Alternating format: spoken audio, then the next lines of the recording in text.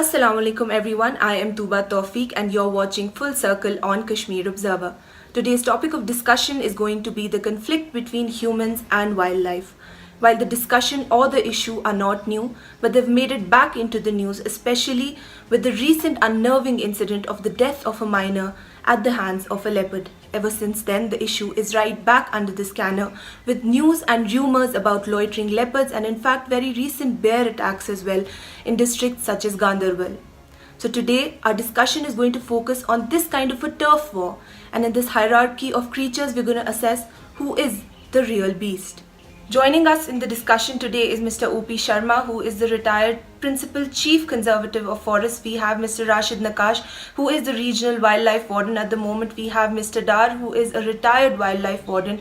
We also have with us journalist Athar Parvez. Co-hosting this session with me is Mr. Raja Muzaffar Bhatt. Raja Muzaffar Saab, may I please ask you to take forward the discussion? Thank you तोबा sir. जैसा कि आपको पता है कि पिछले तकरीबन चंद माह में बहुत सारे अटैक्स यहाँ पे हुए हैं, चाहे लेपर्ड्स के अटैक हैं, चाहे बियर के अटैक्स हैं। अब मसला ये हो गया है कि ये जो लेपर्ड्स हैं ये अब जो है श्रीनगर शहर के आसपास के अंदर आ चुके हैं। तकरीबन पिछले 5-8 साल से इन्होंने अपना ठिकाना श्रीनगर के मज़ाफ़ात में जो हमारा एयरपोर्ट का एरिया है और बडगाम का एरिया है, तो वहाँ पे इनका हो गया है अब आजकल। और in fact they have made that area their habitat. तो इसी हवाले से कि चूंकि ये अटैक्स बढ़ रहे हैं, दिन ब दिन बढ़ रहे हैं। मुझे याद है तकरीबन 2013-14 के अंदर इन्होंने एक अटैक किया था यहाँ पे बडगाम के पास में। वहां पे उस वक्त उन्होंने तकरीबन 30-35 बेड़ों को खा लिया था लेपर्ड्स ने। तो उस वक्त पता चला कि लोग मतलब ये कयास कर रहे थे कि शायद ऊपर के जंगल के इलाकों से आ रहे हैं लेपर्ड्स यहाँ पे और फिर यहाँ पे अटैक्स कर रहे हैं, फिर निकल रहे हैं वापस। ये तकरीबन 2016, 17, 18 तक भी ऐसे ही लोगों की सोच थी, मगर ये फिर बाद में पता चला कि इन्होंने अपना हैबिटेट जो है ये करेवा दामोदर जो है, जो यहाँ पे करेवा का इलाका, वुडर का इलाका है बडगाम डिस्ट्रिक्ट में, चाहे हमारा एयरपोर्ट के नजदीक की वुडर है या फिर खान साहब के इलाके की वुडर है या फिर आसपास के इलाके की चौडोरा एरिया का उसका जो करेवा एरिया आता है, तो they have made that particular area their habitat और ये वहां पे रह रहे हैं। और इसका प्रूफ हमें तब मिला कि जब हमें रिसेंटली अभी कुछ कब्स मिले, बच्चे मिले, जो हमारे लेपर्ड थे, उसको जो यहाँ पे डीसी ऑफिस जो क्या बोलते बडगाम का उनके रेजिडेंस जो ऊपर है, जो भी करेवा पे ही वाक़ा है, तो वहां से एक तो लेपर्ड को पकड़ लिया गया जिसने वो छोटी सी बच्ची को मार डाला था। उसके बाद जो है वहां कब्स भी मिले कुछ। तो इसी हवाले से हमने सोचा कि इस पे डिस्कशन करने की जरूरत है। हमने एक प्लेटफॉर्म क्रिएट किया है, इसका नाम हमने रखा है फुल सर्कल। इसमें अलग अलग मौजूआत पे डिस्कशन होता रहेंगे। तो पहला डिस्कशन जो है इसी पे हमने शुरू किया वाइल्ड लाइफ के हवाले से ही।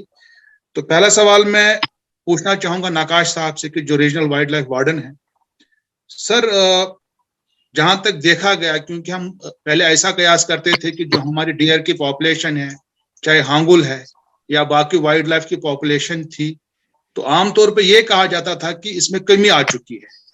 बट जहां तक मुझे लग रहा है कि शायद जो वाइल्ड लाइफ की पॉपुलेशन, एक तो डियर की पॉपुलेशन भी बढ़ गई है कुछ हद तक, बट मुझे लग रहा है कि ये हमारे जो बियर हैं, भालू हैं या रीछ बोलते हैं, या उसके अलावा लेपर्ड्स हैं या बाकी जंगली जानवर हैं, तो मुझे लगता है कि उनकी भी पॉपुलेशन बढ़ गई है। तो इस हवाले से आप क्या कहते हैं सर?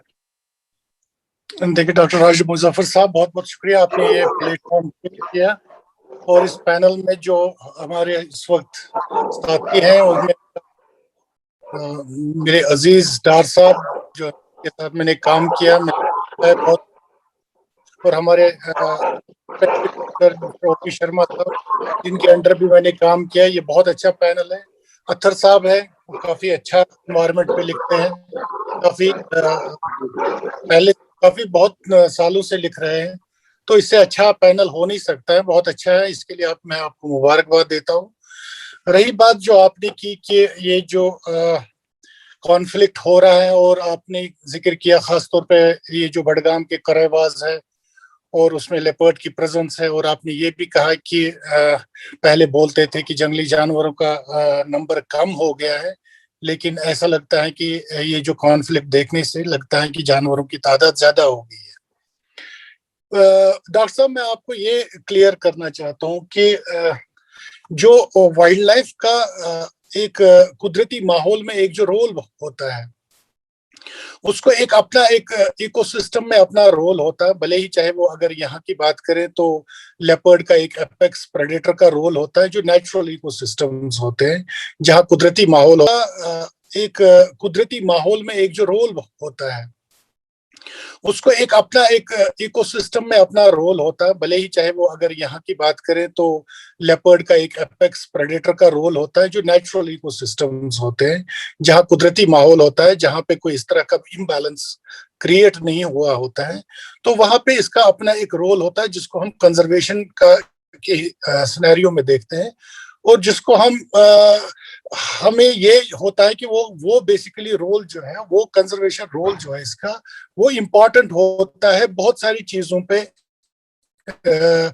जो बहुत सारी चीजें उसके साथ लिंक्ड होते हैं, और जो बहुत सारी सर्विसेज जो एनवायरनमेंट के साथ रिलेटेड होते हैं, उसमें वो एक निहायत ही एक अच्छा इम्पोर्टेंट रोल प्ले करता है।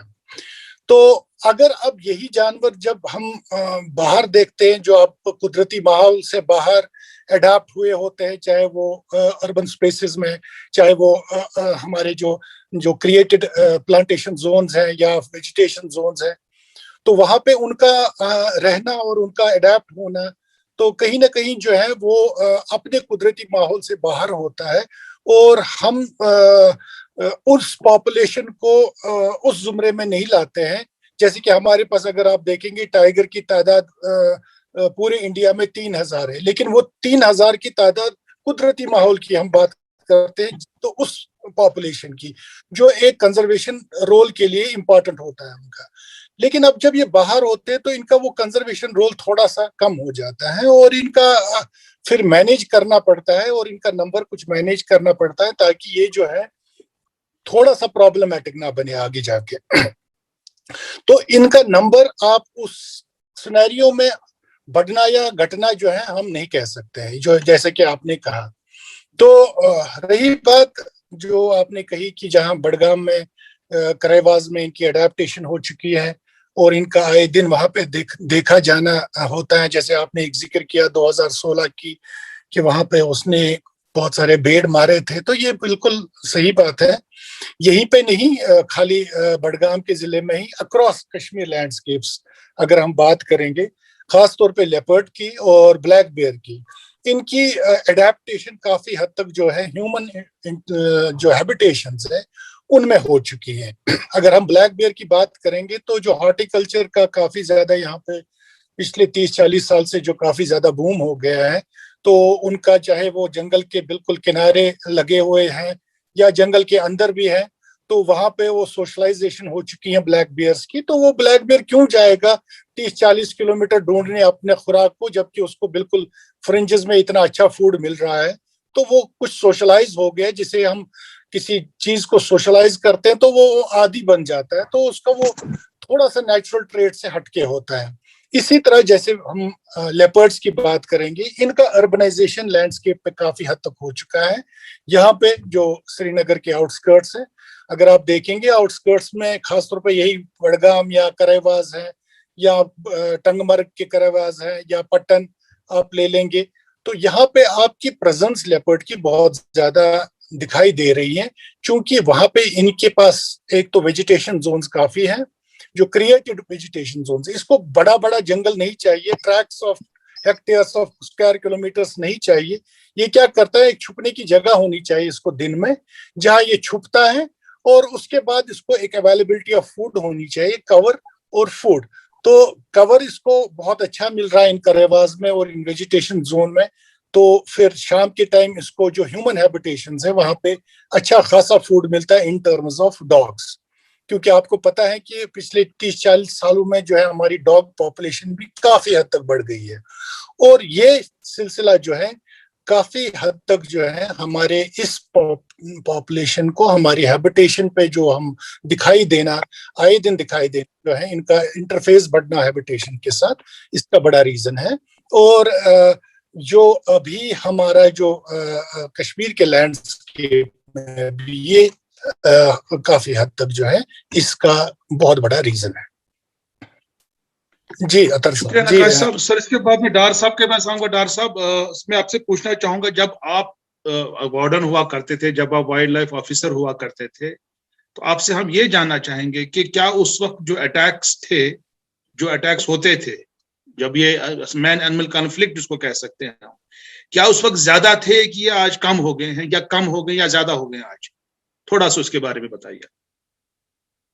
क्योंकि खुशकिस्मत से उस वक्त तो हालात ठीक थे, लिहाजा हमारे जो आसासे ये थे ये भी अच्छे थे। तो हालात बिगड़ते रहे और ये भी बिगड़ते रहे।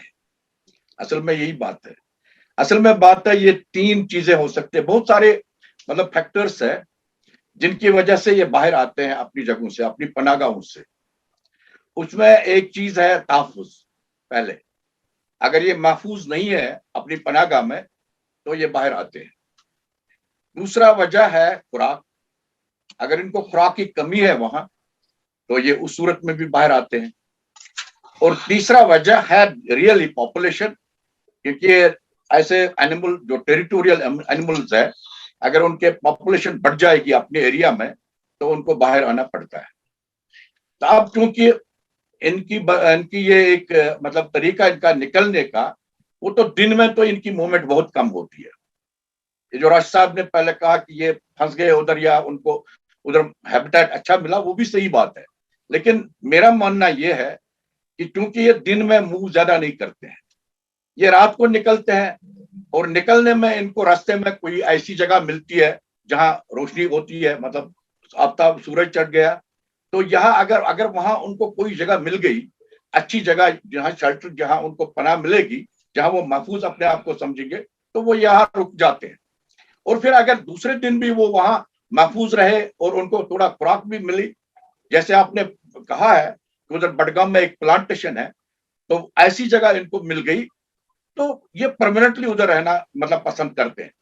तो असल वजह है उनका पनाहगाहों से निकलना। मेरे कहने का मतलब यह है, पनाहगाहों का उनका निकलना सिर्फ इन तीन वजह से हो सकता। और फिर बाद में फायर भी है, मतलब ज्यादा स्नोइंग, कभी टेम्परेचर चेंज हो जाएगा, वो भी कुछ फैक्टर्स होते हैं, उसकी वजह से भी ये कभी निकलते हैं। लेकिन ज्यादातर इन दो तीन चीजों की वजह से निकलते हैं।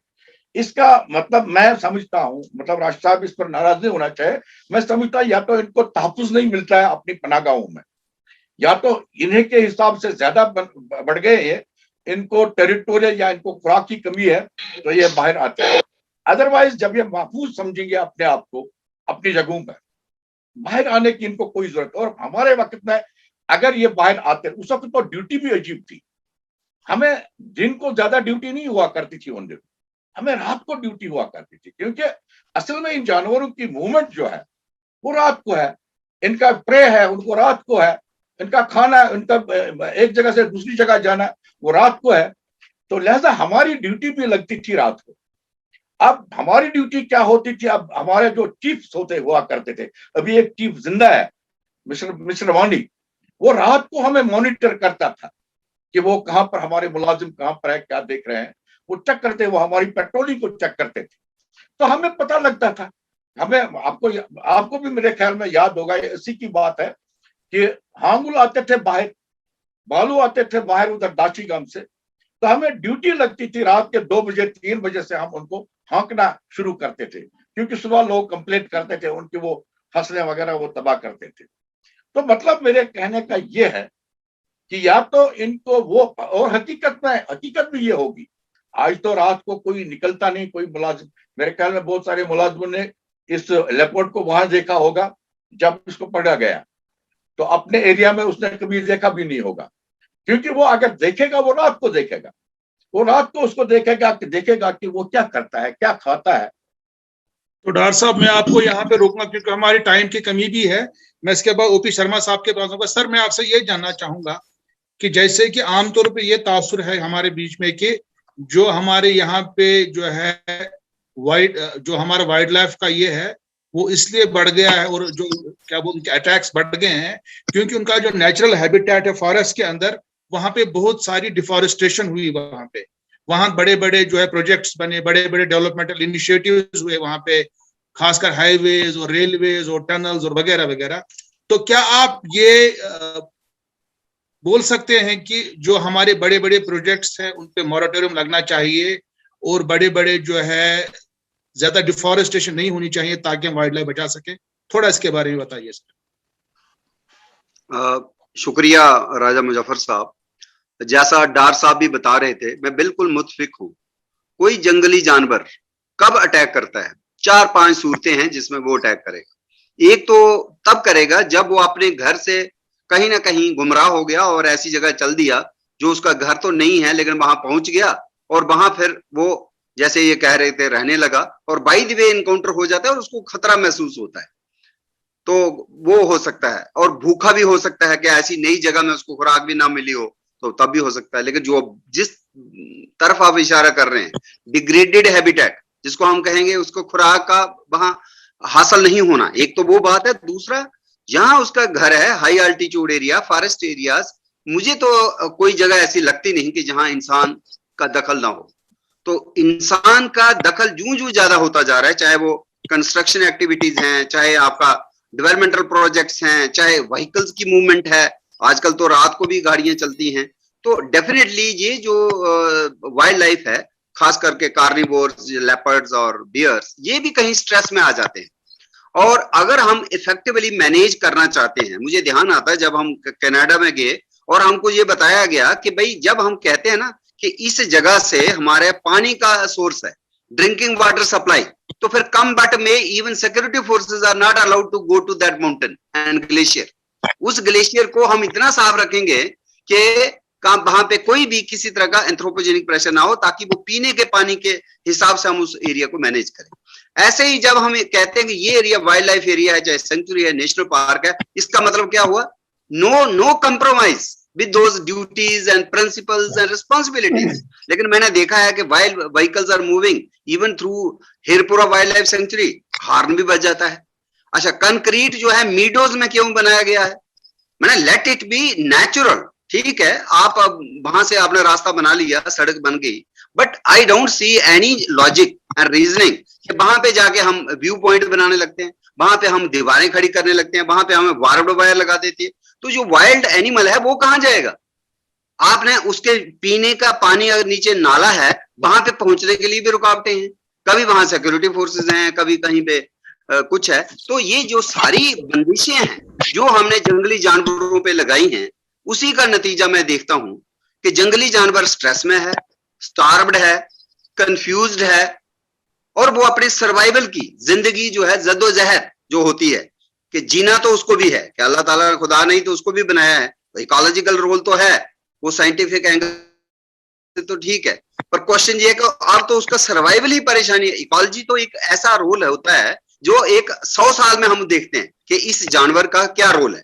पानी को साफ रखने में हो सकता है, या ऐसी पॉपुलेशन जिसकी इतनी पॉपुलेशन बढ़ जाए जैसे हिरण की, तो हमारी फसलों को भी तबाह कर देंगे वो हिरण, तो हिरण की पॉपुलेशन को भी कंट्रोल में रखना है, तो उसके लिए कौन रखेगा? तो यही कार्निवोर्स होते हैं, दे हेल्प, लेकिन वो लॉन्गर पर्सपेक्टिव में है। 50 साल में आप कह सकते हो इकोलॉजिकल रोल, लेकिन आज 2 महीने, 4 महीने, 2 साल, 6 साल, इसमें जो हम गलतियां कर रहे हैं, उन गलतियों को सुधारना होगा। और डार साहब की बात मुझे बहुत अच्छी लगी कि आप रियली पहले तो जंगली वाइल्ड लाइफ को रहने देना चाहिए अपनी जगह पे, लेकिन अगर हमने करना ही है थोड़ा सा मैनेज, तो डेफिनेटली जो नाइट पेट्रोलिंग इन्होंने बताई कि जब तक हम जाएंगे नहीं रात को तो इनकी मूवमेंट का पता नहीं लगेगा। आज की इतनी अच्छी टेक्नोलॉजी है कि हम इनको उस तरह से रेडियो कॉलरिंग भी कर सकते हैं, या कोई और ऐसा मॉनिटर कर सकते हैं थ्रू ड्रोन्स भी, लेकिन रात को उनकी किस तरह से मूवमेंट होगी।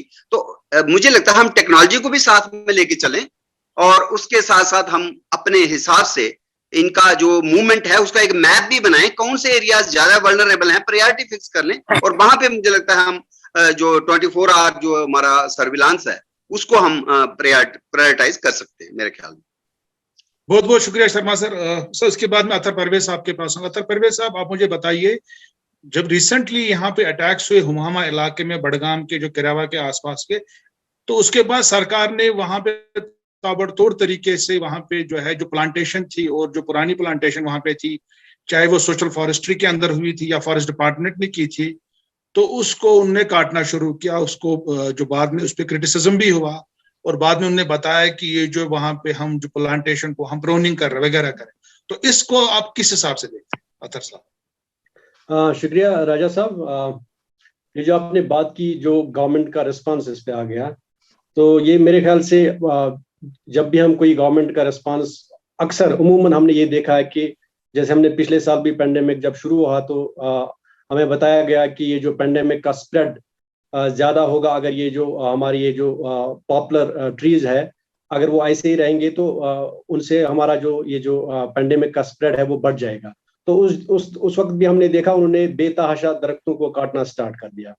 एक कमेटी भी बनाई गई, लेकिन उस कमेटी ने खुशकिस्मती ये थी कि उन्होंने फिर कहा कि ये जो आप कर रहे हैं ये सही अप्रोच नहीं है, ये एक साइंस ड्रिवन अप्रोच नहीं है।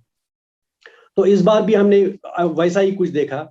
तो मैं समझता हूं कि जब भी कोई ऐसे जो वाकयात रोनमा होते हैं, तो इसमें हमें एक साइंस ड्रिवन जो अप्रोच है वो अख्तियार करना चाहिए। जैसा कि हम मिसाल के तौर पर देखते हैं कि अगर हम ये मुशाहिदा करते हैं कि ये जो हमारे यहाँ जो लेपर्ड्स के जो अटैक्स है ये बढ़ गए हैं, तो इसका जो वाई जो इसका मतलब एक एलिमेंट है या मतलब जो एक क्वेश्चन है क्यों बढ़ रहे हैं, उसमें हम जाहिर है कि हमें कुछ चीजें देखनी है कि ऐसा क्यों हो रहा है। अगर हम एक साइंस ड्रिवन अप्रोच अपनाएंगे तो हम पहले ये देखेंगे कि अगर उनकी पॉपुलेशन जो है वो ये देखेंगे इनकी पॉपुलेशन बढ़ गई है या किसी और वजह से ये हो गया है। तो इसमें हमें ये नहीं पता है कि हालांकि हमारे पास हमारे साथ इस वक्त राशिद साहब मौजूद है, ये मेरा बिल्कुल मतलब नहीं है कि मैं किसी तरह से उनको शर्मिंदगी का ये उनको सामना करना पड़े, इसलिए मैं कह रहा हूँ। लेकिन हमें ये बिल्कुल पता नहीं है कि हमारे यहाँ लेपर्ड्स की पॉपुलेशन कितनी है। जैसे हमें कैसे पता चलेगा लेपर्ड्स की पॉपुलेशन कितनी है, उनकी जो मूवमेंट है वो किस तरह की है। हमारे यहाँ कोई कैमरा ट्रैप्स नहीं, मतलब इस बारे में खुसूसन इस बारे में हमने नहीं देखा कि वैसा कुछ अप्रोच अपनाया गया है अभी तक। हमें ये भी, जैसा शर्मा साहब बात कर रहे थे, ये जो ड्रोन्स की बात कर रहे थे या रेडियो कॉलरिंग की बात कर रहे थे, ऐसा भी कुछ नहीं है। तो किस तरह का साइंटिफिक अप्रोच हम अपना रहे हैं ताकि हमें पता चले कि ये जो हमारे यहाँ ये इस कदर ये जो प्रॉब्लम बढ़ गई है, तो किस तरह हम इसका इजाला करेंगे, किस तरह हम इसको कंट्रोल या मैनेज करेंगे। तो मेरे ख्याल से ये चीजें देखना बहुत जरूरी है। इसी तरह अगर हम देखें कि ये जो मतलब हमें ये जो वाइल्ड लाइफ है उनका एक इकोलॉजिकल रोल की बात कर रहे थे शर्मा साहब अगेन, तो इनका एक खास तरह का प्रे बेस होता है। तो हमें ये भी नहीं पता है कि ये जो लेपर्ड का जो प्रे बेस है, जो उसका नेचुरल प्रे बेस है, उसमें ये हमें देखना पड़ेगा कि आया उसमें किसी तरह से कोई कमी तो नहीं आ गई है। That's why it's actually roaming around our habitations. वो भी एक वजह हो सकती है। लेकिन फिलहाल हम ये कह रहे हैं कि हमने, क्योंकि ह्यूमन सेटलमेंट ये जो इनके हैबिटेट की तरफ बढ़ रही है, ये एक बड़ी वजह हम बता रहे हैं। इसी तरह हम ये भी बता रहे हैं कि ये जो हमारा जो एग्रीकल्चर ये जो एक्सपेंशन, एग्रीकल्चरल प्रोडक्शन का जो एक्सपेंशन हम फॉरेस्ट की तरफ कर रहे हैं या हैबिटेट की तरफ, वाइल्ड लाइफ का जो हैबिटेट होता है उसकी तरफ कर रहे हैं, वो भी हम एक वजह बता रहे हैं। हॉर्टिकल्चर खासकर ये तो बिल्कुल जब हम इस पे मतलब पहली बार सोचते हैं, ये जाहिर सी बात है, ये चीजें हमारे जहन में आती है। लेकिन इसके अलावा भी जो बेसिक साइंटिफिक अप्रोच है वो हमें अपनाने की जरूरत है। मुझे लगता है कि ये कोई क्रिटिसिज्म मैं नहीं कर रहा हूँ, क्योंकि मुझे इस बात का भी बिल्कुल अंदाजा है कि अगर मैं राशिद साहब को कहूँ कि आपने कैमरा ट्रैप्स नहीं किए या मतलब कोई साइंटिफिक अप्रोच उस तरह का, उस नौयत का हमें अभी तक ऐसा नहीं देख रहे हैं। जाहिर है कि उसमें उनको फंडिंग चाहिए, उनको बाकी तरह का मतलब सपोर्ट चाहिए, ये जो मतलब टॉप लेवल का सपोर्ट उनको चाहिए, वो भी मतलब उसकी भी बात करनी है। तो किसी मतलब खास वाइल्ड लाइफ ऑफिसर को या जो राशिद साहब पूरे रीजन के जो हेड कर रहे हैं, माशाल्लाह बड़ा अच्छा काम कर रहे हैं, लेकिन ये चीजें हमें देखनी पड़ेगी। तो मेरे ख्याल से कुल मिला के would you like to pitch in? आप उनको जैसे उन्होंने कहा there is like a lack of scientific methods of redressal, तो आपका क्या कहना है इस बारे में? जी एक्चुअली मैं थोड़ा सा यहाँ पे क्लियर करना चाहता हूँ। जैसे डार साहब ने कहा कि ना पेट्रोलिंग हुआ करती थी, और उसके बाद जैसे कि हमारे सर जो है ओम प्रकाश साहब जिन्होंने बोला कि इकोलॉजिकल रोल जो है वो काफी बात की बात है, या इन्होंने जो अतर साहब ने बात की कि ये जो साइंटिफिकली हमें कुछ ऐसे रिकमेंडेशंस नहीं है जो कि होने चाहिए। ये तीनों बातें जो है ठीक है अपनी जगह, लेकिन मैं यहाँ पे ये क्लियर करना चाहता हूँ कि यहाँ पे जो हमारी लैंडस्केप है यूटी ऑफ जे एंड के जो है, वो करीब 41,000 स्क्वायर किलोमीटर का एरिया है, जियोग्राफिकल एरिया। उसमें करीब करीब 4,000 square kilometre protected area network है। प्रोटेक्टेड एरिया नेटवर्क हो गया, चाहे नेशनल पार्क्स हो, चाहे वाइल्ड लाइफ सेंचुरीज हो, या चाहे कंजर्वेशन रिजर्व है, चाहे वेटलैंड रिजर्व्स, जिसमें हमारी देख रेख 24 घंटा होती है, और जहाँ पे हमारे बीट्स, ब्लॉक्स, रेंजेस और डिविजन्स बटे हुए हैं, और ये हमारी डायरेक्ट ज्यूरिसडिक्शन बनती है। चाहे वो दाचीगाम नेशनल पार्क हो, चाहे वो हीरपोरा हो, चाहे वो होकरसर वेटलैंड रिजर्व हो, चाहे हाईगाम वेटलैंड रिजर्व।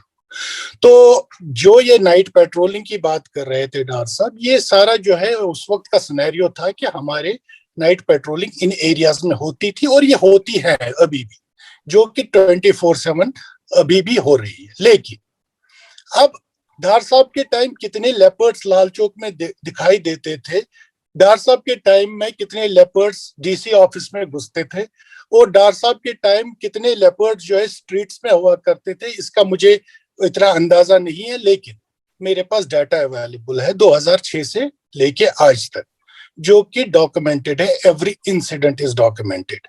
वो डॉक्यूमेंट्स बोलते हैं, जो हमारे पास डाटा अवेलेबल है, वो डाटा बोलता है कि हमारी जो प्रोटेक्टेड एरिया नेटवर्क है, जो कि कश्मीर रीजन में 2000 स्क्वायर किलोमीटर है, वहां पे आज तक रिकॉर्ड है, ये मेरा स्टेटमेंट रिकॉर्ड कर लीजिए, कि रिकॉर्ड है कि एक भी इंसिडेंट ऐसा नहीं हुआ जो कि कॉन्फ्लिक्ट के जुमरे में आता है। और इसकी वजह यह है कि वहां कुदरती माहौल जो है वो एकदम बैलेंस स्टेट ऑफ अफेयर्स में है।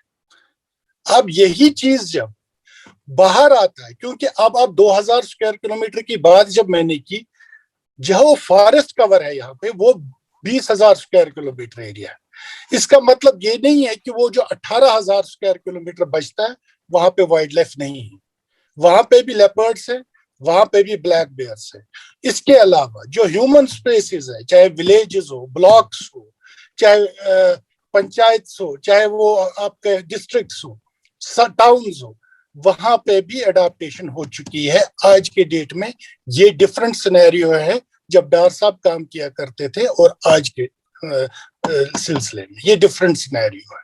क्योंकि मुझे भी 30 साल हो गया डिपार्टमेंट में काम करते हुए, मैं भी 30 साल में एक डिस्टिंक्शन देख रहा हूँ, बहुत ही अच्छी तरह का डिस्टिंक्शन देख रहा हूँ, जो मैं पहले 15 साल 20 साल में नहीं देखता था, वो आज के डेट में है। ये अडेप्टेशन है, ये चूंकि क्लाइमेट चेंज का इफेक्ट हो, जैसे कि अतर साहब कह रहे थे कुछ साइंटिफिक स्टडीज, मैं इनको बोलता हूं कि जो हमारे प्रोटेक्टेड एरिया नेटवर्क में, वहां सैटेलाइट कॉलरिंग तक की है हमने लेपर्ड्स की, वहां पे बाज़ाब्ता डेंसिटी एस्टिमेशन होती है, क्योंकि उनका हमें एक रोल पता है कि वो उस प्रोटेक्टेड एरिया में क्या निभाते हैं। लेकिन मैंने पहले ही अपने पहले स्टेटमेंट में ये बोला कि जो लेपर्ड्स है या कोई भी ऐसा जानवर जो अपने कुदरती माहौल से बाहर आता है, फिर वहां पे अडेप्ट होता है, उस सिनेरियो में अडेप्ट होता है। अब देखिए, डॉग तो इसका नेचुरल प्रे तो नहीं है, लेकिन आज 80% जो है लेपर्ड पॉपुलेशन सर्वाइव कर रही है डॉग पे। ये तो नेचुरल प्रे नहीं है। कुदरती माहौल में अगर दाची गांव में फिर रखेंगे डॉग ही, तो लेपर्ड फिर वो कोई खाता रहेगा, फिर डॉग रहेंगे और लेपर्ड रहेगा। कुदरती माहौल में वो सिस्टम नहीं है।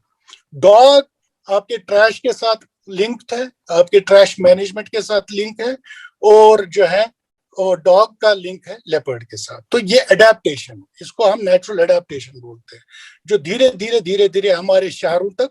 अब आज ही कल ही देखिए आपने ताजमहल से 5 किलोमीटर दूर आपने लेपर्ड देखा, शहर में, आगरा के शहर में। तो ये वो कहाँ से आया? उसका कॉरिडोर कौन सा जंगल के साथ मिला हुआ था, जबकि वो हजारों किलोमीटर दूर है उसका कॉरिडोर जंगल के साथ। यही सिनेरियो जो है हमारे शहरों में हो रहा है, चाहे वो बॉम्बे सिटी हो, चाहे वो दिल्ली हो, चाहे वो कलकत्ता हो, मेट्रोपॉलिटन्स हो। ये लेपर्ड आ चुका है, और लेपर्ड जो है अब अडेप्ट हो चुका है। इसमें बहुत बहुत इंपॉर्टेंट ये है कि हमें एजुकेट करना पड़ेगा अपने लोगों को, अवेयर करना पड़ेगा लोगों को कि ऐसी चीज हो, जैसे इसका प्लांटेशन जोन जो है साफ किया गया उधर, तो उसको अब क्रिटिसिज्म हो गया दूसरे की, साइंटिफिकली नहीं हुआ, ठीक है। लेकिन अब यहाँ पे कुछ ऐसे मैनेजमेंट इंटरवेंशन जरूरी होते हैं जहां ह्यूमन लाइफ इंपॉर्टेंट होती है।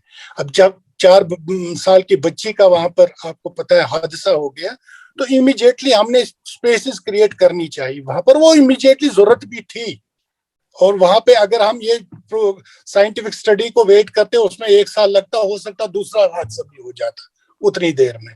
तो इतनी चीजों में जो है इतनी इंट्रिकेटली फिर वो करना ठीक है, लेकिन मैनेजमेंट भी बहुत जरूरी है। मैनेजमेंट किसी जगह जो है वो जल्दी भी करनी पड़ती है, उसको वेट भी नहीं करना पड़ता। हाँ जरूरी है, साइंटिफिक बैकग्राउंड एक बहुत बहुत इंपॉर्टेंट है। जैसे कि इन्होंने कहा कि हमें पता नहीं आज के डेट में लेपर्ड पॉपुलेशन कितनी है, जो अतर साहब भी कह रहे थे।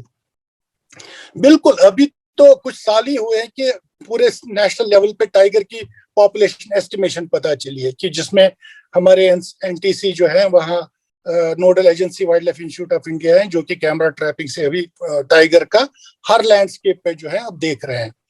तो ये हम अब प्रोटेक्टेड एरिया की अगर बात करें तो लेपर्ड की एस्टिमेशन हम 2 महीने में करके दे देंगे। ये लेपर्ड एस्टिमेशन हमें हर शहर में करना है, हमें गांव में करना है, हमें डिस्ट्रिक्ट में करना है, हमें प्रोटेक्टेड एरिया में करना है, हमें फॉरेस्ट एरिया में करना है। हर एक 41,000 स्क्वायर किलोमीटर एरिया में करना पड़ेगा, क्योंकि कहीं 41,000 में ऐसा एरिया नहीं है जहां लेपर्ड की प्रेजेंस हम बिल्कुल नकारा करके जो है हम एस्टैब्लिश नहीं करेंगे। तो ये चीज जो है, आई थिंक डार साहब वांट्स टू रिस्पॉन्ड। डार साहब आप कुछ कहना चाहते हैं? जी बिल्कुल। एक तो राशिद साहब ने ये कहा कि मेरे वक्त में कोई लेपर्ड बाहर आया है, उस वक्त भी आते थे, लेकिन मेरे ख्याल में उस वक्त लोग ज्यादा लिटरेट थे, हम लोग ज्यादा लिटरेट थे इस वक्त से, क्योंकि रात के वक्त वो कश्मीरी में एक मुहावरा है कि रौतुल चुब्बे हया, रात के वक्त जब भी कोई निकलता था वो बड़े होश से निकलता था। ये जानवर है, ये बड़ा शरीफ जानवर है, इतना खतरनाक जानवर नहीं है। ये निकल गया, ये दिन की रोशनी में आ गया, चुप जाता है। और अगर इसको कुछ नहीं किया जाएगा, इसको छेड़ा नहीं जाएगा, अगर किसी ने देखा भी इसको छेड़ेगा नहीं, ये शाम को फिर वापस चला जाएगा अपनी जगह या अपनी जहां इसको जाना होगा। तो बात यह है कि उस वक्त भी आते थे, और उस वक्त ये भी था मशहूर कि ये आस्थानों के पास दम देते थे। यहाँ सोपोर में मुझे यहाँ एक आस्थान है, वहां भी लेपर्ड आता था और बहुत सारे लोगों ने देखा था, वो हमारे जो पुराने बुजुर्ग थे। इसी तरह मतलब ये जानवर आते हैं बाहर। मैंने कहा अब वजह क्या है? पहले मैंने वजह बताया कि एक तो तहफ्फुज़ इनको अपनी पनाहगाहों में, जो इनके पनाहगाहें बनी है, प्रोटेक्टेड एरियाज है, उधर क्या वजह है कि उधर से ये निकलते हैं। मैंने कहा एक वजह यह है कि इनको तहफ्फुज़ उधर नहीं है, दूसरा वजह यह हो सकता है उनको खुराक उधर नहीं है, तीसरा वजह यह भी हो सकता है कि पॉपुलेशन बढ़ गई और इनको बाहर आना पड़ा और ये कहीं और जगह एडजस्ट हो जाएंगे। लेकिन अब मैंने दूसरा जवाब भी मैं दे रहा हूं कि ऐसी चीजें होती है, और अगर इनके साथ छेड़ेगा नहीं कोई, ये कुछ नहीं करेगा, ये शाम को वापस चला जाएगा। क्योंकि ये जानवर जो है ये 3 सूरतों में अटैक कर सकता है। एक तो अगर इसको खुद को डर हो गया, इसको मतलब टीज किया गया, पत्थर मारा गया, चोटी मारी गई, तो ये उस वक्त हमला करेगा। वरना ये छुपने की कोशिश करता है, ये इंसान को डरता है, इंसान की शामत को नहीं डरता है, ये इंसान की आवाज को डरता है। अगर आप टाइगर रिजर्व में चलोगे, मतलब उधर टाइगर ही टाइगर होंगे, शाम हो गई, अब टाइगर निकलने लगे, अगर आप आवाज मारोगे, आप गीत कोई बोलोगी, हाँ दाड़े मारोगी, कोई टाइगर आप नहीं देख पाओगी। ये इंसान की आवाज को सारे जानवर डरते हैं। अब बदकिस्मती से इसको या तो इरिटेट किया जाता है, उस सूरत में यह हमला करता है। और अगर लापरवाह इंसान होगा, मतलब एहतियात नहीं होगा इंसान को, सुबह निकल गया, हम नमाज को सुबह निकलते हैं, हमें हुक्म है, हमें एहतियात दाएं बाएं देखना है, आगे पीछे देखना है, तो हम बेहतियाती करते हैं। अगर हम सड़क पर भी बेहतियाती से चलेंगे तो उधर भी एक्सीडेंट हो सकता है। तो जब हम जंगल में जाएंगे या ऐसे माहौल में जाएंगे जहां ये चीजें हो सकती है, तो हमें एहतियात करना, हमें देखना है। अगर हमने पहले इसको देखा, वी आर सेफ। अगर इसको हमने नहीं देखा, हम इसके नजदीक पहुंच गए, तो देन वी आर अनसेफ। और डॉक्टर साहब बहुत बहुत शुक्रिया आपका। डॉक्टर साहब आपको रोकूंगा यहाँ पे क्योंकि टाइम की कमी भी है। मैं जो ओमप्रकाश शर्मा साहब के पास आ जाऊंगा। परवेज साहब ने ज्यादा एक अच्छा सवाल किया कि आप ये बाहर क्यों निकल, हमें इस पर देखना है। एक तो बाहर क्यों निकलते हैं, और ये वहां एडजस्ट मैंने इसलिए कहा, ये एडजस्ट उधर इसलिए होते हैं, they are finding their shelter, इनको उधर हिफाजत मिलती, उनको महफूज समझते हैं वो अपने आप को। और ऐसे जो जैसे आपने कहा प्लांटेशन में, उसने फिर देखा सुबह उसको खुराक भी मिल गई, लिहाजा उसने उधर ही घर बनाया। वो निकला है बेचारा अपने घर से, वो निकला है इसीलिए अपने घर को ढूंढने के लिए, ऐसा घर ढूंढने के लिए। अगर उसको वो मिल गया कहीं तो वो उधर रुक जाता है, उधर बैठता है। बाकी प्रॉब्लम हमें ये सिर्फ देखनी है कि भाई ये निकलता क्यों है अपनी जगहों से, उधर हमें स्टडी इनको करना है, उधर हमें इनको रीड करना है। अब रीड कैसे करेंगे, मैंने इसलिए ये राशिद साहब को कहा, ये कहता है नाइट पेट्रोलिंग, रात के बगैर ये जानवरों को नहीं पढ़ सकता है। रात सिर्फ इवन इन बर्ड्स, अगर आपको बर्ड्स रीड करने हैं, हमारे जो ये आते हैं ये मतलब ये माइग्रेटरी बर्ड्स, इनको भी रात को हमें रीड करना है, स्टडी करना है, देखना है कहाँ गए, कहाँ फीड कर रहे हैं, क्या कर रहे हैं रात को। दिन को तो बेचारे ये भी आराम करते हैं, तो उस वक्त हम लोगों की ड्यूटी रात को ही होती थी। इसीलिए मैंने कहा, शर्मा साहब ने भी इसको सेकंड किया कि मेरा चीफ अभी जिंदा है, वो अब्दुल वानी, he was monitoring during night. ये हमारे रात को निकलते थे और हमें ढूंढते थे कहां पर ड्यूटी है और क्या कर रहे हैं, क्योंकि जब तक ना हम रात को इनको इस काबिल बनेंगे, क्या इस वक्त तो खतरा है, इस वक्त तो हालात ऐसे नहीं है, बेचारे हमारे मुलाजिम इनको रात को वॉच करेंगे, उनको देखेंगे, उनको रीड करेंगे, इनको क्या प्रॉब्लम है, क्या मसला है, ये क्यों बाहर जाना चाहते हैं, इनकी खुराक कितनी है, उधर अवेलेबिलिटी क्या है, तो वो चीज देखनी है। डॉक्टर साहब इसमें हम इससे बात करेंगे, डॉक्टर साहब पहुंच सकते हैं। जी डॉक्टर साहब, आपका यहाँ पे मैं आपको रोकना चाहूंगा। मैं सर ओम प्रकाश शर्मा जी से पूछना चाहूंगा, सर आपसे जानना चाहूंगा कि जो जिनके आदात है, जो खुराक खाने की आदात है, जैसे भी बता रहे नकाश साहब बता रहे थे कि पहले जो है हमारे लेपर्ड्स कुत्ते नहीं खाते थे, अब कुत्ते भी खा रहे हैं। वैसे ही जो हमारे वुल्व्स हैं, जो वुल्फ है जिसको हम यहाँ पे शाल बोलते हैं या जकाल बोलते हैं, वो आजकल गाँव में आ रहे हैं, कुत्तों के साथ खाना खा रहे हैं। जैसे पहले कुत्ते आते थे घर के बाहर खड़े होते थे, तो मैंने बहुत सारे गांव में यहाँ पे देखा है कि अब जकाल भी नीचे आ गए, उनकी भी आदत चेंज हो गई है। वो जकाल जो है, वो जो है शाल जो है, अब वो उतना शाही नहीं रहा है, अब वो खाना खा रहा है कुत्तों के साथ। तो आप इसको किस हिसाब से देखते हैं सर? देखो, हमारा जो एनवायरनमेंट है ना, उसमें किस तरह से किसी भी प्रकार का जो हमारा डिस्टरबेंस है, जैसे इवन कॉन्फ्लिक्ट, चाहे वो बॉर्डर पे होती है, चाहे वार में कुछ होती है, जो एम्युनिशन का भी डेटोनेशन होता है, तो all this leads to stressful wildlife. एक तो ये है। अब एक और जो मैं कमी देखता हूँ वो है कोऑर्डिनेशन जिस तरह से होनी चाहिए with in forest department and wild life department and even I से कॉमन पीपल, वो थोड़ी सी उस मैकेनिज्म को स्ट्रांग करना होगा।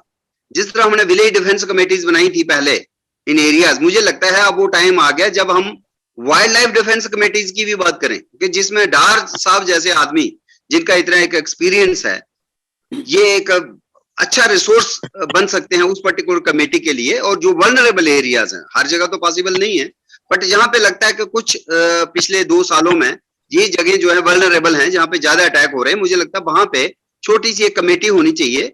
उनको थोड़ा इक्विपमेंट वाइल्ड लाइफ डिपार्टमेंट दे सकता है, ताकि उनका आपस में भी एक कम्युनिकेशन अच्छा रहे और वो उस चीज को मॉनिटर करें। और अगर कोई ऐसा लगता है कि जो इसने मैन ईटर बन गया है कोई ऐसा जानवर, तो मुझे लगता है उसको तो रेडियो कॉलर करना ही चाहिए, क्योंकि उसके बाद अगर हम छोड़ देते हैं, पकड़ा भी है हमने, डांट लगाया, उसको बेहोश किया है, तो जब भी हम उसकी ट्रैप, मुझे लगता है उसको तो डेफिनेटली अंडर सर्विलांस रखना चाहिए कि इसके बाद वो कहाँ गया। भाई भी अगर वो स्ट्रे है तो it is not a risk, लेकिन अगर हैबिचुअली वो बार बार उसी एरिया में देखा जाता है, जैसे आप उस नर्सरी की बात कर रहे थे, तो मुझे लगता है कि हम चीजें करते हैं क्रिएट और फिर भूल जाते हैं। एक तो इसमें मैं मानता हूं, मैं खुद फॉरेस्ट डिपार्टमेंट में रहा हूं, तो मुझे पता है कि जो मैन पावर की कमी है, जितना हम चाहें भी कि हर जगह हमारे 2-2 आदमी प्रेजेंट होने चाहिए, तो कई बार पॉसिबल नहीं। लेकिन फ्लाइंग स्क्वाड टाइप हम एक सोच सकते हैं कि भाई सेंटर सर्कल में, नॉर्थ में और साउथ में एक फ्लाइंग वो रहेगा, हुआ भी होगा इनका। लेकिन जो वल्नरेबल एरियाज हैं, वहां उनको हर हफ्ते में एटलीस्ट एक विजिट, और अगर लोकल लोग कहते हैं कि नहीं अभी ज्यादा खतरा है, तो स्पेशल विजिट भी कर सकते हैं। और मुझे लगता है जब तक हम कोऑर्डिनेशन को मजबूत करते हैं, लोगों के साथ जो एक बेटर इफेक्टिव तरीके से इसके एक कम्युनिकेशन भी रखते हैं, और उन लोगों का रिस्पांस जो है ना, उसको भी हमें इज्जत देनी होगी। कई बार ये भी लगता है, जो मैंने देखा, जो फील करता हूं मैं, और मैं बोल भी देता हूं, कि जो आदमी एक कुर्सी पे होता है, जिसके हाथ में पावर होती है, कई बार वही थिंक्स कि जो भी उसका फैसला है, that is supreme, that is ultimate. तो ऐसा नहीं होता। कई बार डार साहब जैसे जो पुराने दानिश्वर, मैं कहता हूँ जो शिकारी हैं, चाहे अब शिकार मना है, लेकिन अगर ऐसे लोगों की निशानदेही हम कर पाते हैं, जिनको जंगल के बारे में, जंगली जानवरों के बारे में, तो उन्हें ऐसे लोगों को भी कभी ना कभी हमें अपनी मीटिंग में बुलाना चाहिए, और जो सजेस्ट करते हैं कि किस तरह से हम इनको कंट्रोल कर सकते हैं, इनके बिहेवियर को, इनकी मूवमेंट को, तो मुझे लगता है हमारा प्लान जो है ना, एक कंप्रीहेंसिव एक प्लान होगा to control the man wildlife conflict. Thank you so much, Prakash साहब. Just for the final comments, जैसे प्रकाश साहब ने बोला कि what are some of the ways that this can be addressed, in a way एक कुछ solutions इनने बताए जो इनके हिसाब से are some things that can really enlighten the people as well towards the wildlife and make them sensitive as well, and definitely enlightening and educating is the way forward. Athar साहब, any final words, final comments? शुक्रिया। देखिए, एक बात राशिद साहब ने खास तौर से की, उन्होंने कहा कि ये जो डॉग्स है, जो मतलब एक इजी फूड बन गया है लेपर्ड्स के लिए, तो इसकी हम वजह नहीं ढूंढ रहे, ऐसा क्यों है? मैंने अभी तक देखा, अभी ये जो इस डिस्कशन में या इस डिबेट में एक मेन जो एलिमेंट है वो मिसिंग है, वो ये है कि वेस्ट मैनेजमेंट जिस तरह हमारे यहाँ हो रही है, तो वो किस कदर इस ये जो रिस्पॉन्सिबल है, ये जो हमारे यहाँ इतनी मतलब बड़ी अब ये परेशानी बन गई है, इसमें उसका कितना रोल है? तो जो राशिद साहब बात कर रहे थे डॉग्स की, मुझे लगता है कि वेस्ट मैनेजमेंट का इसमें बहुत जबरदस्त अमल दखल है। तो हम उनको बिल्कुल स्कॉट फ्री करते हैं। ये जो हमारा जो भी म्यूनिसिपल कमिटीज है टाउन्स में, या श्रीनगर सिटी में तो म्यूनिसिपल कॉर्पोरेशन है, लेकिन खासतौर से ये ज्यादा टाउन्स की तरफ जो मतलब या देहात की तरफ होता है, तो म्यूनिसिपल कमिटीज जो वहाँ है, वो किस कदर ये जो वेस्ट मैनेजमेंट है इसको किस कदर मिसमैनेज करते हैं, तो उनको हमें रिस्पॉन्सिबल बनाना पड़ेगा। दूसरा, इसमें मतलब राशिद साहब ये जो मैन पावर की भी बात कर रहे थे, मुझे लग रहा है कि उनका ये बिल्कुल ये तो एक कोई ढकी छुपी बात नहीं है कि उनके पास बिल्कुल मैन पावर जो है उसको भी हमें मतलब देखना पड़ेगा, और बाकी जो रिसोर्सेज है उसको भी देखना पड़ेगा। और मुझे लगता है कि ये भी देखना पड़ेगा कि बफर जोन्स हमें अगर हमें कहीं क्रिएट करने पड़े तो वो किस तरह हम कर सकते हैं। मुझे लगता है ये एक दो खास तौर से ये मेरी ऑब्जर्वेशंस है जो मैं शेयर करना चाहता हूँ। Thank you so much. मैं थोड़ी सी बात करना चाहूंगा। ये जो मेरा जो सोच है, पता नहीं कहाँ तक गलत भी हो सकती है, लेकिन मैं सोचता हूँ जो सॉलिड वेस्ट मैनेजमेंट है, खास करके गुलमर्ग एरिया में जैसे हम फेंक देते हैं जंगल को, but it should attract the herbivore ज्यादा है मेरे हिसाब से। जैसे बियर ज्यादा है उससे आएगा, लेकिन लेपर्ड का आई डाउट, क्योंकि वो वेजिटेरियन तो है नहीं, बट डेफिनेटली अगर वहां पे कोई कॉन्ग्रीगेशन होती है हर्बीवोर्स की, including जैकाल्स, dogs, then definitely indirectly leopard can also be attracted toward those solid waste dumps. But environmental point of view also, quality environment and quality air, definitely solid waste management is a very important issue. अगर उसको हम जितनी भी weightage दे दें, definitely this is an issue which need to be addressed. Thank you. Thank you so much. इसमें ना sir poultry waste वगैरह भी होता है ना इसमें सर, पोल्ट्री वेस्ट होता है, बुचर्स का वेस्ट होता है, इसलिए मुझे लगता है but the question is first कि पहले बिहेवियरल पार्ट, जो एक जानवर आपके मतलब मेरे पास 10 किस्म के जानवर है उधर दाची गांव में, मुझे उनका पता लगना चाहिए, उनका बिहेवियर क्या है, वो खाते क्या है, जाते कब है, सोते कब है, उठते कब है, दरख्त पर कब चढ़ते हैं, नीचे कब रहते हैं, मुझे कम से कम ये पता होना चाहिए, फिर मैं मैनेजमेंट कर सकता, फिर मैं बाकी चीजों के मतलब सोच सकता हूँ। जब मुझे जानवर का ही पता नहीं कि उसकी क्या हालत है, उसकी क्या चाहत है, उसकी क्या जरूरत है, उसकी क्या परेशानी है, तो how can I manage things? मुझे समझ बात ये राशिद साहब के खिलाफ नहीं है या सिताब के खिलाफ नहीं, ये हालात ने किया। देखो जब हालात थे तो हम रात, मैंने कहा ना, हम रात को, मुझे एक बार सीरो था हमारे इधर दाची गांव में, एक ही जानवर, वो रूम, एक जानवर वो मारा लेपर्ड ने। अब अनायत साहब चीफ थे, तो उसने कहा नहीं जी मुझे इसका सबूत चाहिए, ये लेपर्ड ने मारा, ये गोली से मारा है। मैंने कहा नहीं सर, ये लेपर्ड ने मारा। अब लेपर्ड हम जिनको नहीं देख सकते हैं, ढूंढ सकते हैं। 5-6 दिन मैं कासिम, मेरा अपना एक पुराना फॉरेस्टर था, हरी सिंह के वक्त का फॉरेस्टर था, 5 दिन हम रहे, वॉच करते रहे, फिर हम लेपर्ड को ट्रेस कर सके रात को, दिन को नहीं। मतलब पहले हमें देखना है इन बेचारों का हाल क्या है अंदर। मतलब मैंने कहा ना, मैं हांगुल, ये हांगुल मैंने जब मैं चला गया, ये पहले भी इनको बेचारों को एक स्ट्राइक आई है जब यहाँ मतलब अवामी हुकूमत बन गई है 1947 से 70 तक, ये बेचारे इसी तरह तहस-नहस होते रहे। लेकिन फिर बाद में क्या हुआ, 70 से 80-89 तक, वो that was a golden period for these things.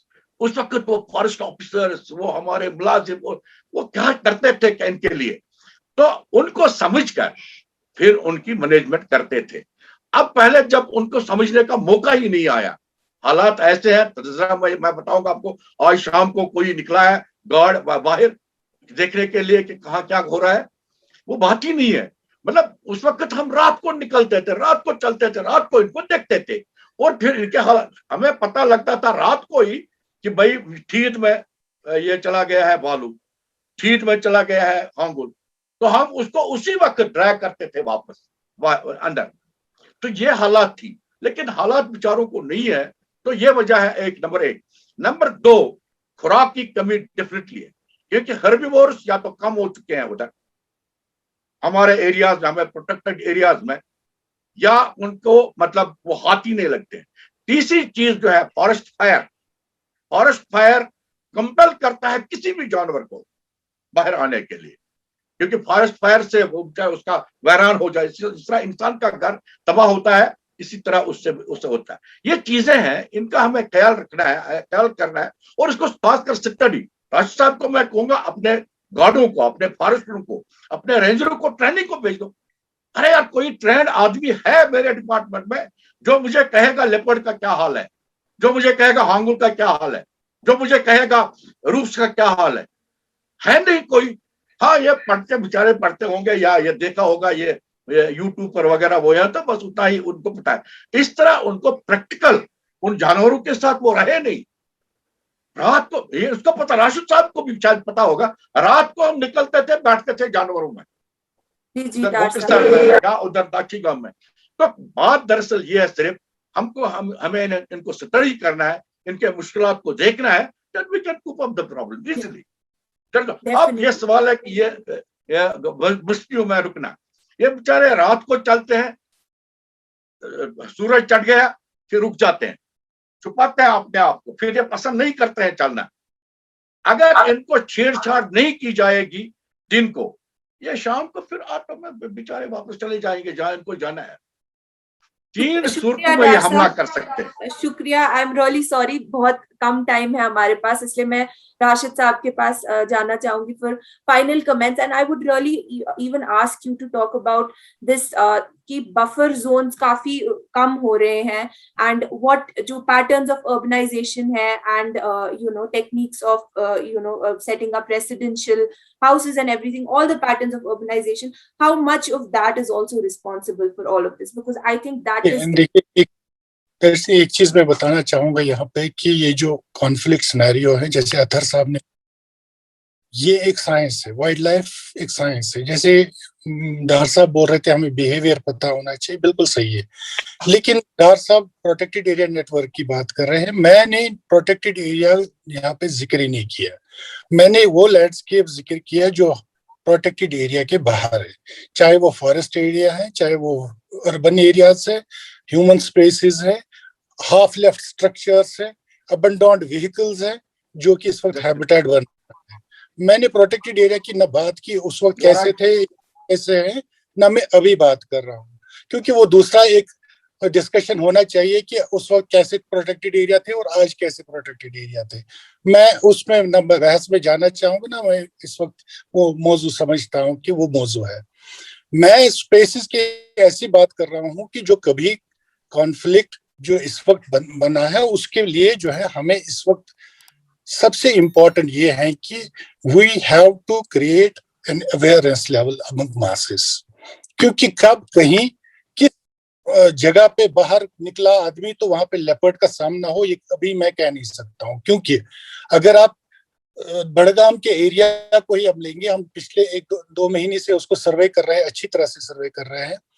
तो बिल्कुल ह्यूमन सेटलमेंट्स जो है, अगर आप देखेंगे आपके जो सनत नगर में या आपके मोचू में या रंगरेट में वानबल है, ये सारे एरियाज में अगर 10 मकान बने हैं तो 10 मकान के बीच में एक ऐसा प्लॉट है 3 कनाल 2 कनाल जिसमें कोई ह्यूमन इंटरवेंशन नहीं है और जो बिल्कुल प्रोफ्यूजली जो है डेंस हो गया है, और वहां जो है हमें एविडेंसेस मिल रहे हैं बीचों बीच हैबिटेशन के लेपर्ड के। तो वहां हमें किल्स मिल रहे हैं, डॉग्स के किल्स मिल रहे हैं, और वहां पे हमें पास मिल रहे हैं। ये डिफरेंट सिनेरियो है। इसमें जब तक हमें जो एजुकेशन लेवल बहुत हद तक रेज करनी पड़ेगी लोगों को, ऐसे स्पेसेस पे नजर रखें जो बीचों बीच हैबिटेशंस के बीचों बीच ऐसे हैबिटेशन जोन्स बने हैं, चाहे वो हाफ लेफ्ट स्ट्रक्चर्स हो, जो ऐसे मकान बने हैं जिसको सालों साल कहीं कोई गया नहीं उधर, या कोई ऐसे वेजिटेशन जोन्स हैं जहाँ पे ह्यूमन इंटरफेरेंस बहुत कम है, वहां जाना नहीं है। लेकिन ऐसे जगहों पे लोगों को ख्याल रखना पड़ेगा, इसमें स्पेसेस क्रिएट करने पड़ेंगे, इसमें देखना पड़ेगा कि थोड़ा सा जो है जानवर को, लेपर्ड्स को खासतौर पे अनसेफ फील होना चाहिए, वहां पे एक्टिविटी बढ़ानी चाहिए और ऐसे लोगों को बोलना चाहिए। हम लोग अभी नोटिस जारी कर रहे हैं, हमारे पास लिस्ट बना दिया जो इस हैबिटेशन में 10 किलोमीटर के दायरे में जो हमने अभी इंटेंसिफिकेशन की है, जो एयरपोर्ट के दायरे में 10 किलोमीटर के दायरे में हमने 44 ऐसे हॉटस्पॉट्स आइडेंटिफाई किए जहां अक्सर जो है लेपर्ड की प्रेजेंस हो रही है। और आपको मैं बताऊं, लेपर्ड जो बडगाम रीजन है, हमारा कोई प्रोटेक्टेड एरिया नहीं है जिसको मैं इसको कॉरिडोर कनेक्टिविटी के साथ जो मैच करूं कि यहाँ से जानवर आया तो अब यहाँ से वापस चला जाएगा। तो ये कोई प्रोटेक्टेड एरिया नहीं है मेरा बडगाम के एरिया में। तो बडगाम में जो है 44 ऐसी जगह है जहां पे presence recurrence of the leopard हो रही है, जहां पे हमारे SOS कॉल्स आ रही हैं। वैसे जोन्स में हमने लोगों को नोटिस इशू कर रहे हैं कि अपने जो ऐसे बागात हैं, ऐसे अनलेफ्ट स्ट्रक्चर्स है, वहां पे जो है साफ सफाई करिए, झाड़ियां जो है साफ कर लीजिए, वहां पे लाइटिंग का इंतजाम करवा दीजिए। और लोगों को खास तौर पे जो है हमने एडवाइजरीज की है कि वहां पे बच्चों को सुबह और शाम के टाइम जो है वहां पे, क्योंकि इस वक्त एक्टिविटी ज्यादा होती है लेपर्ड की, उस वक्त बाहर नहीं निकलना चाहिए, अकेले बच्चा कोई साथ में रहना चाहिए।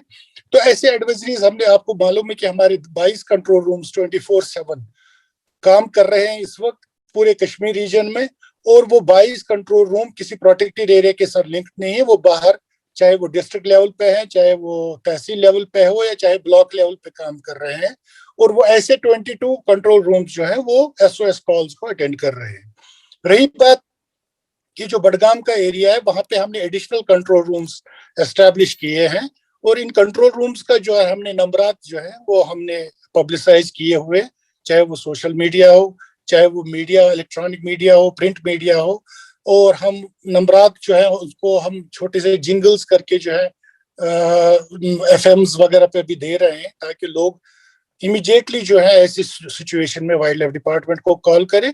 अगर वाइल्ड लाइफ का नंबर नहीं मिल रहा है तो पुलिस कंट्रोल रूम को कॉल करें, तो इमीडिएटली वो हमसे लिंक्ड है तो हमको बताएं जहां पे जानवर फंसा हुआ है। अगर मैं आपको थोड़ा सा 1 साल का डाटा बताऊंगा, पिछले 1 साल में हमारे 1650 ऐसे इंसिडेंट्स हुए हैं जहां पे जानवर को देखा गया, ऑकरेंसेस हुए हैं, जहाँ, क्योंकि ऑकरेंस ही कॉन्फ्लिक्ट को नहीं माना जाता है। कॉन्फ्लिक्ट तब हम मानते हैं जब खुदा ना खास्ता कोई नुकसान हो, चाहे लाइफ का नुकसान हो, चाहे प्रॉपर्टी का नुकसान हो, तब जाके कॉन्फ्लिक्ट हो उस जुमरे में आता है। लेकिन अगर हम ऑकरेंस जब जानवर दिखा तो इसको भी कॉन्फ्लिक्ट के जुमरे में लाएंगे तो ये कहीं ना कहीं जो है थोड़ा सा ज्यादती होती है।